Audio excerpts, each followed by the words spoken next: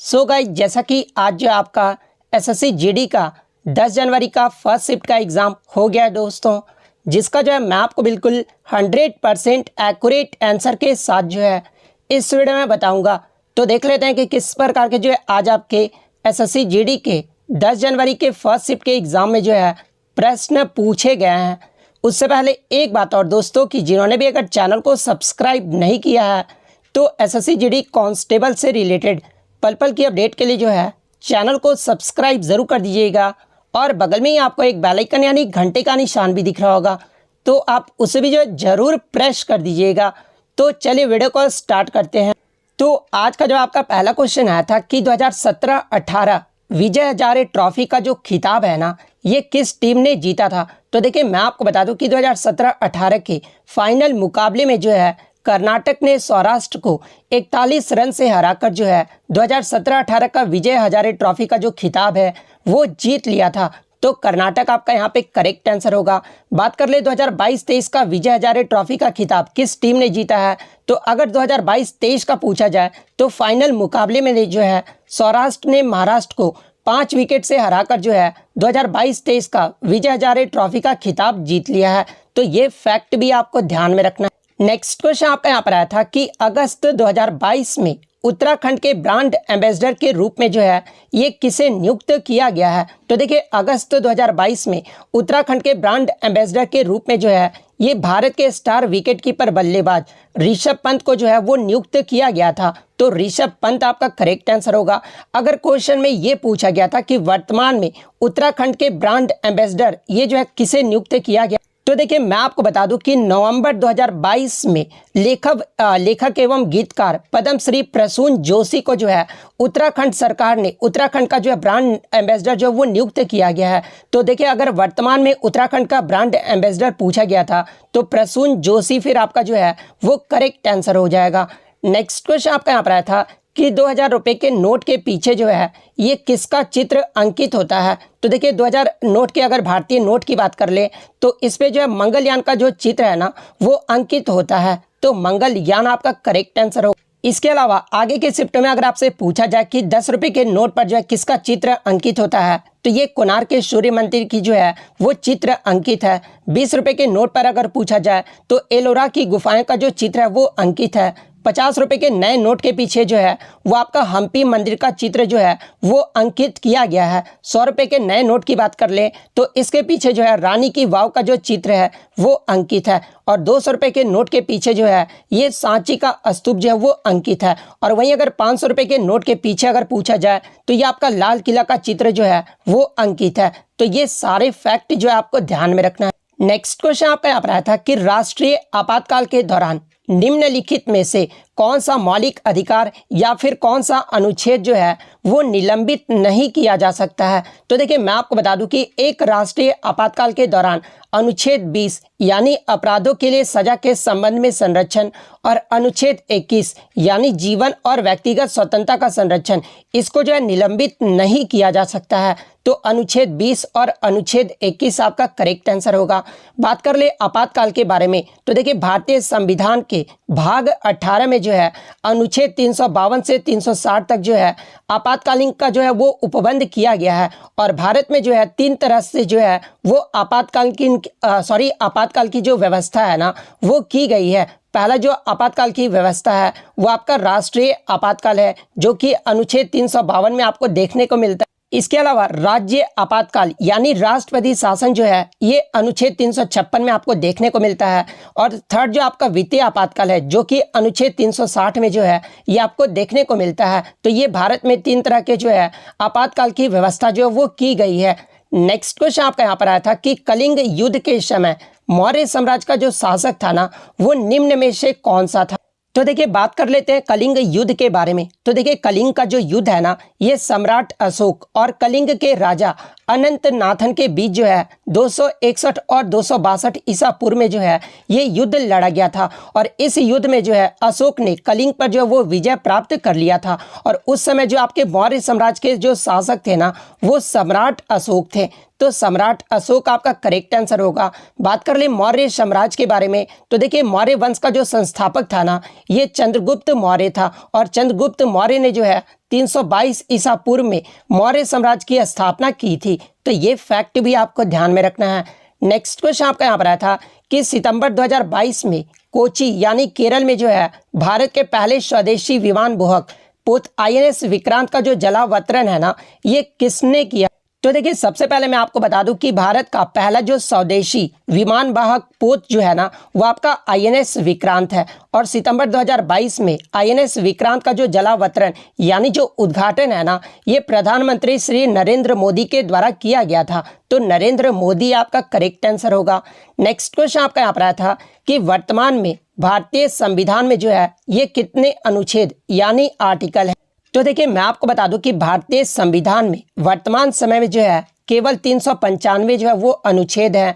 अनुसूचियां की बात कर ले तो 12 अनुसूचियां हैं और ये आपका 25 भागों में विभाजित है। लेकिन बहुत सारे बच्चे बोलेंगे कि सर वर्तमान में 470 अनुच्छेद हैं, लेकिन मैं आपको बता दूं कि वर्तमान समय में भी जो है केवल आपके 395 ही अनुच्छेद है। और ये जो अनुच्छेद 470 है ना, ये आपका जो है भागों में विभाजित है। तो ये आपको ध्यान में रखना है। तो 395 आपका करेक्ट आंसर। और देखिए, मैं आपको बता दूं कि अगर आपके ऑप्शन में 395 अनुच्छेद ना दिया रहे तब फिर आपको जो है 470 जो है आपको वो करेक्ट करना होगा। वहीं अगर बात कर ले मूल संविधान में जो है कितने अनुच्छेद, कितनी अनुसूचियां और कितने भाग में विभाजित था, तो देखिए अगर मूल संविधान की बात कर ले तो मूल संविधान में 22 भाग, 395 अनुच्छेद और 8 अनुसूचियां थी। तो ये फैक्ट भी आपको ध्यान में रखना है। नेक्स्ट क्वेश्चन आपका यहाँ पर आया था कि काला घोड़ा जो कला महोत्सव है ना, ये किस राज्य में मनाया जाता है? तो देखिए, काला घोड़ा कला महोत्सव की बात कर ले तो ये प्रत्येक वर्ष फरवरी माह के जो है पहले शनिवार को ये जो आपका मुंबई महाराष्ट्र में मनाया जाता है। तो महाराष्ट्र आपका करेक्ट आंसर होगा। नेक्स्ट क्वेश्चन आपका यहाँ पर आया था कि भारत में जो पहली जनगणना है ना, ये किस वर्ष में हुआ था? तो देखिए, भारत में प्रथम जनगणना की बात कर ले तो ये आपका वर्ष 1872 में जो है लॉर्ड मेयो के कार्यकाल में जो है ये शुरू किया गया था। तो 1872 आपका करेक्ट आंसर होगा। वहीं अगर बात कर ले भारत में पहला जो आपका नियमित दशकीय जो जनगणना है ना, इसकी शुरुआत कब हुई थी? तो देखिए, नियमित दशकीय जनगणना की जो शुरुआत है ना, ये वर्ष 1881 में लॉर्ड रिपन के कार्यकाल में हुआ था। तो ये फैक्ट भी आपको ध्यान में रखना है। इसके अलावा बात कर ले 2011 की जनगणना के बारे में, जो कि आपका लास्ट जनगणना था, क्योंकि 2021 में जो है आपका जनगणना नहीं हुआ था कोविड-19 की वजह से। तो देखिए, 2011 की जो जनगणना था ना, वो आपका आज़ादी के बाद 15वीं जनगणना था। और ऐसे जो आज़ादी के बाद जो है ये आपका जो है 7वीं जनगणना। और ऐसे अगर ओवरऑल की बात कर ले तो 2011 की जो जनगणना था ये 15वीं जनगणना था। अगर क्वेश्चन में दे दिया जाए कि आज़ादी के बाद 2011 की जो है कौन सी जनगणना थी, तो ये 7वीं जनगणना थी, क्योंकि आज़ादी के बाद जो आपका पहला जो जनगणना हुआ था वो 1951 में हुआ था। तो ये फैक्ट भी आपको ध्यान में रखना है। इसके अलावा 2011 की जो जनगणना का नारा था ना, वो हमारी जनगणना हमारा भविष्य था। तो ये फैक्ट भी आपको ध्यान में रखना है। नेक्स्ट क्वेश्चन आपका यहाँ पर आया था कि ये जो आपका जागोई नृत्य है ना, ये किस राज्य का जो है एक नृत्य रूप है? तो देखिए, मैं आपको बता दूं कि मणिपुरी नृत्य को ही जो है जागोई के रूप में भी जो है वो जाना जाता है। और ये जो है प्रमुख भारतीय शास्त्रीय नृत्यों में से जो है वो एक है। तो मणिपुरी आपका यहाँ पे करेक्ट आंसर होगा। और देखिए, मैं आपको बता दूं कि आपके जो है 8 जो शास्त्रीय नृत्य है वो भी आपको ध्यान में रखना है। जैसे कि भरतनाट्यम, ये जो है किस राज्य का शास्त्रीय नृत्य है? तो ये आपका तमिलनाडु राज्य का शास्त्रीय नृत्य है। कुचिपुड़ी की बात कर ले तो ये आपका आंध्र प्रदेश राज्य का जो है वो आपका शास्त्रीय नृत्य है। कथकली जो है ये आपका केरल राज्य का शास्त्रीय नृत्य है। मोहिनीअट्टम की बात कर ले तो ये भी जो आपका केरल राज्य का शास्त्रीय नृत्य है। ओडिशा की बात कर ले तो ओडिसी की बात कर ले तो ये आपका उड़ीसा राज्य का जो है एक शास्त्रीय नृत्य है। नेक्स्ट क्वेश्चन आपका यहाँ पर आया था कि 7वीं जो पंचवर्षीय योजना हुआ था ना, इसका मुख्य उद्देश्य क्या था? तो देखिए, 7वीं पंचवर्षीय योजना की बात कर ले तो इसका जो कार्यकाल है ना, ये 1985 से लेकर 1990 तक रहा। तो 7वीं पंचवर्षीय योजना के मुख्य उद्देश्य की बात कर ले तो सामाजिक न्याय के माध्यम से आर्थिक उत्पादकता बढ़ाने, खाद्यान्न उत्पादन और रोजगार पैदा करने के क्षेत्रों में जो है ये आपका जो है मुख्य उद्देश्य किया गया था। तो अगर बात कर ले उत्पादकता बढ़ाने, खाद्यान्न उत्पादन और रोजगार पैदा करने, ये जो है मुख्य उद्देश्य रहा था। तो ये आपका यहाँ पे करेक्ट आंसर होगा। नेक्स्ट क्वेश्चन आपका यहाँ पर आया था कि भारत के मध्य से होकर कौन सी रेखा गुजरती है? तो देखिए भारत का जो मैप है ना, उसमें मध्य से होकर जो है ये आपका कर्क रेखा यानी कैंसर लाइन जो है ये गुजरता है। तो कर्क रेखा आपका करेक्ट आंसर होगा। बात कर ले भारत में कर्क रेखा ये जो कितने राज्यों से होकर गुजरती है? तो ये आपके 8 राज्यों से गुजरती है। और वो 8 राज्य कौन कौन से हैं? तो पहला आपका Gujarat, second Rajasthan, third Madhya Pradesh, fourth Chhattisgarh, fifth आपका झारखंड, सिक्स्थ पश्चिम बंगाल, सेवेंथ त्रिपुरा और 8वां जो है ये आपका मिजोरम। ये टोटल 8 राज्यों से जो है कर्क रेखा गुजरती है। तो ये फैक्ट भी आपको ध्यान में रखना है। नेक्स्ट क्वेश्चन आपका यहाँ पर आया था कि वह स्त्री जिसका पति परदेश यानी विदेश से जो है आने वाला हो, उसके लिए जो आपको एक शब्द जो है वो आपको बताना।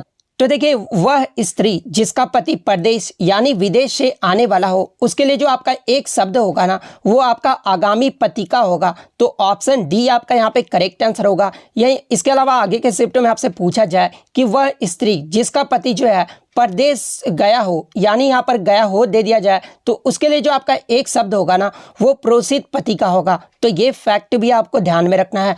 नेक्स्ट क्वेश्चन आपका यहाँ पर आया था कि सरस्वती का जो है पर्यायवाची शब्द पूछा गया। तो देखिए सरस्वती के पर्यायवाची शब्द की बात कर ले तो भारती, वागेश्वरी, शारदा, वाग्देवी, महाश्वेता, ज्ञानंदा, हंसवाहिनी और वीणावाणी, ये सब जो आपके सरस्वती के जो है पर्यायवाची शब्द होते हैं। लेकिन आपके ऑप्शन में जो है शारदा दिया गया था, तो शारदा आपका करेक्ट आंसर होगा।